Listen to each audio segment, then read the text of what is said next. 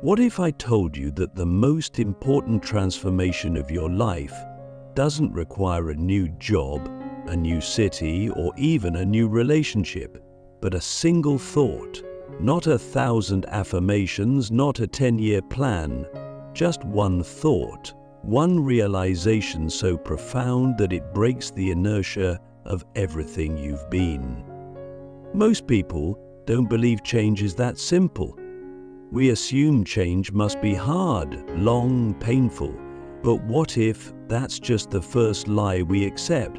What if real change isn't about time, but about clarity? What if the right thought, at the right moment, collapses years of confusion? Let's start with a scenario that's more common than we think. You wake up, scroll your phone, feel like you're already behind. You see people more successful than you, happier than you, doing things you wish you had the courage to do. You eat breakfast mechanically, your mind already lost in a storm of self-doubt, comparison, anxiety. You go through your day like a ghost, doing what's expected but never really choosing anything. And when you finally lie down at night, you wonder, is this it? Not in a dramatic movie trailer kind of way, but in a quiet, aching kind of way. The kind that doesn't scream, but whispers persistently. Is this really it? Click subscribe to this channel to get more profound insights. That question is the beginning of everything, because to even ask it means something inside you is alive. It hasn't given up. It's searching. And here's the secret most people never realize. The search itself, the act of questioning, is more powerful than any answer you'll ever find. The moment you stop accepting your life as it is, the moment you wonder what else is possible, you've already started to change. That's the first crack in the wall. But let's not stop there. Let me ask you something uncomfortable. When was the last time you had a thought that fundamentally interrupted who you believed yourself to be? A thought that didn't just inspire, but unsettled you, that made you pause and ask, wait, if that's true, what else have I been wrong about? Most people avoid those thoughts. They hurt, they threaten identity. But those are the thoughts that break the illusion, and once you see through the illusion, you can never go back. Here's one of those thoughts. You are not your thoughts. Think about that. You are not the voice in your head. You're the one hearing it. That voice is not you. It's a pattern, a collection of conditioning, memory, fear, and reaction, and yet we live our entire lives obeying it. Letting it define what's possible, letting it tell us who we are, what we deserve, what we should fear.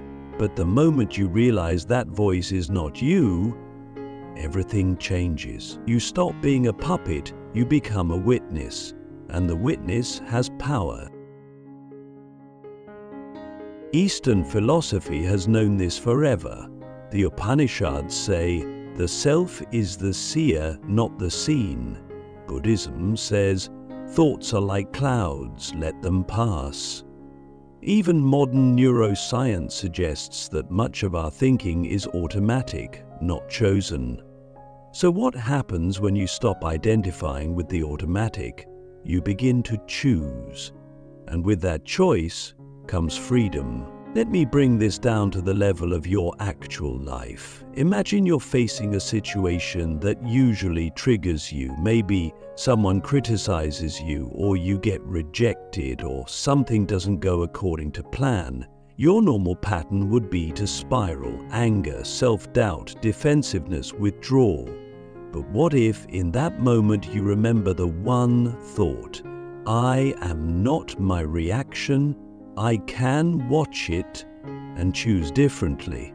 That's not spiritual fluff. That's power. That's evolution. That's you breaking an old loop in real time. And here's where it gets even more interesting.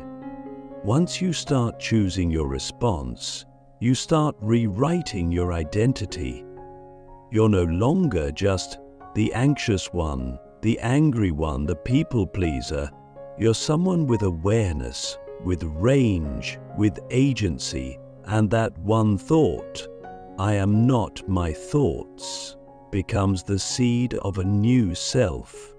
Can you see how dangerous that is to everything you've been told? If you're not your thoughts, then your past doesn't own you. Your trauma doesn't define you. Your limitations aren't real. The whole system of labels and identities starts to fall apart, and what's left is something terrifying and beautiful. You, undefined, untamed, awake. So now I'll ask you, what thought are you living by right now? What silent assumption is shaping your behavior, your decisions, your sense of self? Is it helping you evolve or keeping you small? Because here's the truth. One thought can change you for good, but only if it's real. Only if it reaches you at the level beneath your persona, beneath your story. And when it does, it doesn't just change how you feel, it changes what's possible. The thought that shifts reality, how inner change rewrites the world outside. Most people walk through life believing that reality is fixed, that what happens out there is independent of what happens in here. It seems obvious. The weather doesn't change because you meditate, your job doesn't magically improve because you think positive thoughts, your relationships don't heal just because you feel inspired. But what if I told you that this view is incomplete, that reality doesn't just happen to us, it happens through us, that the way we see is inseparable from what we see? Let's go deeper. Imagine two people stuck in traffic. One is spiraling, tense, angry, already planning how to complain about it later. The other is calm, maybe even grateful for the extra time to think or listen to music. Same situation, same external reality, completely different experience. Why? Because their internal lens is different. Their thoughts don't describe reality, they create it. This isn't just psychology, it's philosophy. The Stoics said, it's not things that disturb us, but our opinions about things. Kant argued that we never perceive the world directly, only through the categories of our own mind. The Buddha taught that suffering arises not from what is, but from our resistance to what is. In every tradition, the message echoes, change your inner world and the outer world transforms. But how does this actually work? Let's say you carry a thought like, I'm not worthy. You may not say it out loud, but it's running in the background like a virus.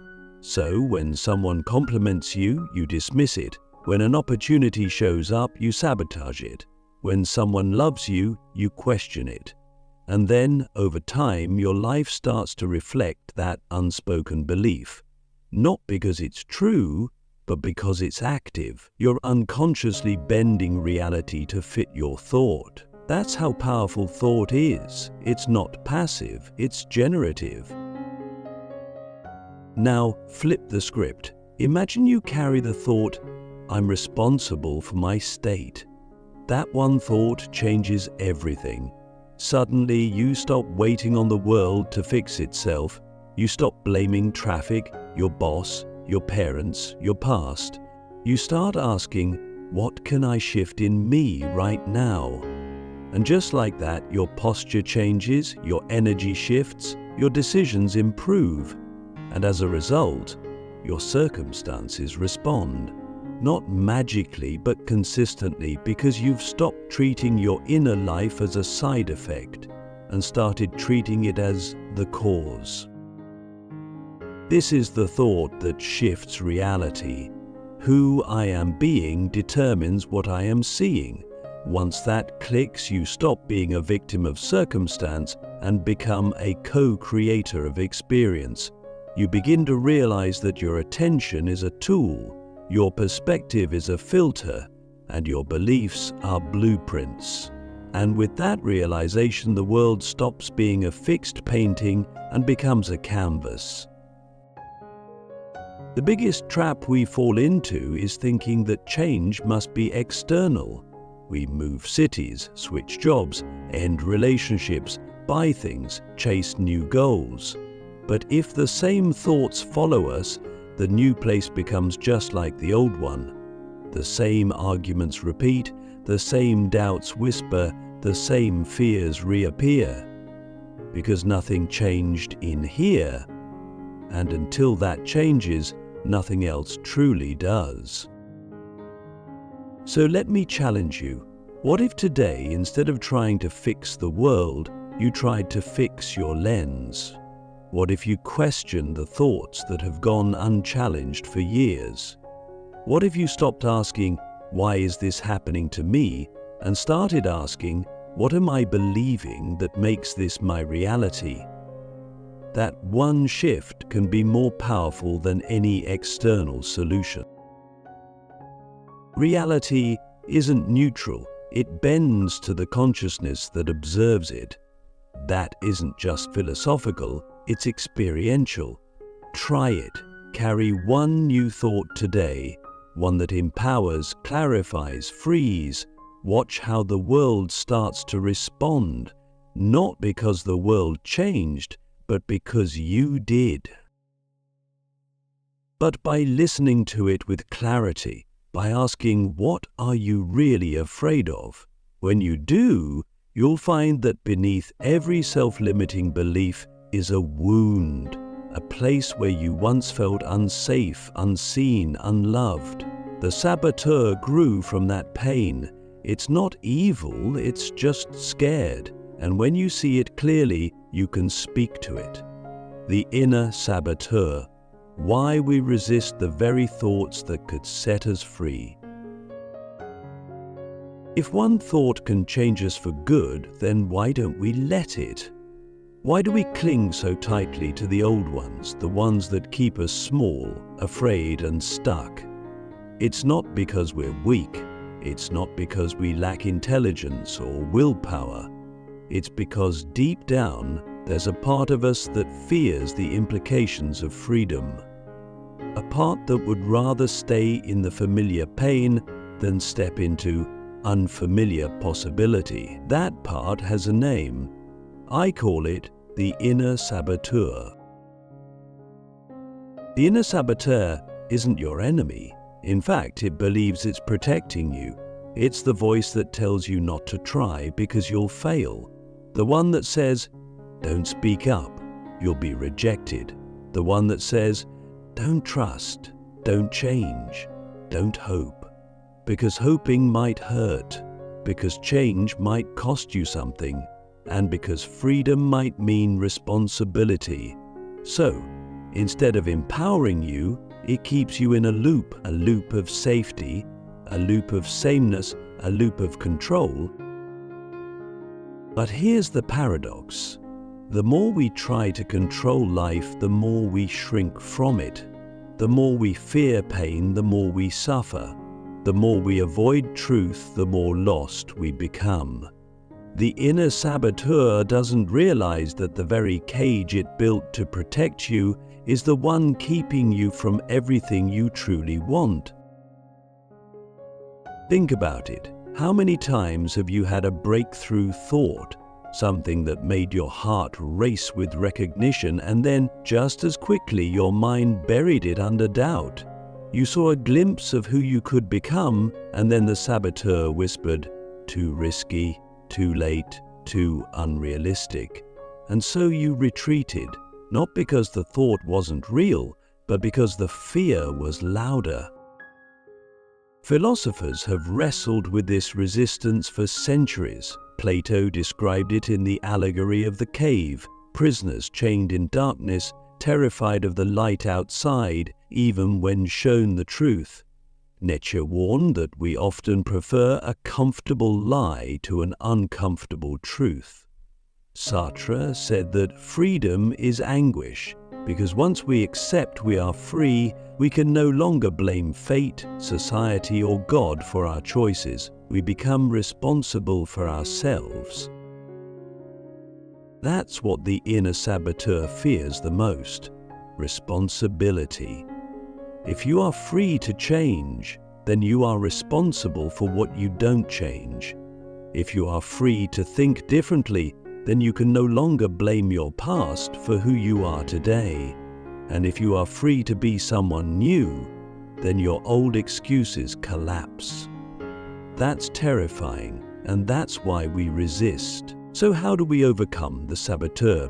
Not by fighting it, not by silencing it, not as an enemy, but as a part of yourself that needs healing. Here's the truth. The thoughts that could set you free are already inside you. You've heard them before, in moments of stillness, in flashes of insight, in sudden clarity right before sleep. But every time the saboteur pulls you back, not because you're not ready, but because a part of you believes you're not ready. That belief is the prison. And the moment you question it, the door opens. So I challenge you. What thought have you been resisting? What truth keeps knocking, but you keep ignoring? What would happen if just once you didn't shrink from it, but stepped into it? Because the saboteur will always be there, but its power is an illusion. And the moment you stop resisting the thought that scares you, you become someone new, the choice that lasts forever, becoming the person one thought at a time. There comes a moment when the noise fades, when the opinions, the doubts, the distractions, the rehearsed identities fall silent. And in that stillness, you face a simple question: what kind of life do I want to live? Not the life others expect, not the one fear has designed, but the one that calls to you in your quietest moments, the one that feels like truth. That's the moment everything begins. Because in that space, you realize something profound. You are not becoming someone else. You are returning to who you were before the world told you who to be. Every thought is a choice, and every choice builds a self. The person you are today is the result of 1,000 unexamined thoughts you accepted as truth. I'm not good enough. I can't change. It's too late. Maybe one day. But what if today is that day? What if the real transformation, the lasting one, doesn't come from chasing some distant version of yourself, but from choosing one new thought right now, a thought rooted in clarity, in courage, in truth? You don't need a perfect plan. You don't need to wait until you're ready. You need a single moment of honesty. A moment where you say, I will no longer think in ways that betray my potential. That's the thought that changes everything. Because once you choose to think differently, you begin to act differently. And when you act differently, the world responds. Not overnight, but inevitably. That's how all true change works. Not from outside in, but inside out. The person who decides, I am no longer a victim of my story, becomes someone new. Not by magic, but by alignment. Thoughts become words, words become actions, actions become habits, habits become identity. It all begins with a single, courageous thought. And here's the most powerful part. Once you've had that shift, once you've tasted that clarity, you can never fully go back. You've glimpsed a new possibility, and that vision becomes a compass. But you have to protect it. because the world will try to pull you back. Old thoughts will return, the saboteur will whisper again. And in those moments you must remember, this is not a battle of strength, it's a choice of direction. Who are you aligning with? The voice that keeps you small or the one that sets you free? Every day you are building the future version of yourself, not with grand declarations, but with small, consistent thoughts. So choose wisely. Choose thoughts that challenge you to grow, that call you to integrity, that remind you of your worth, even when it's hard to believe, because those are the thoughts that last, the ones that echo into your actions, your relationships, your legacy. So now, as you sit here, aware, awake, ask yourself, what thought do I need to carry forward from this moment, not to feel inspired for a second, but to live differently forever, because one thought can change you for good, and that thought is yours to choose.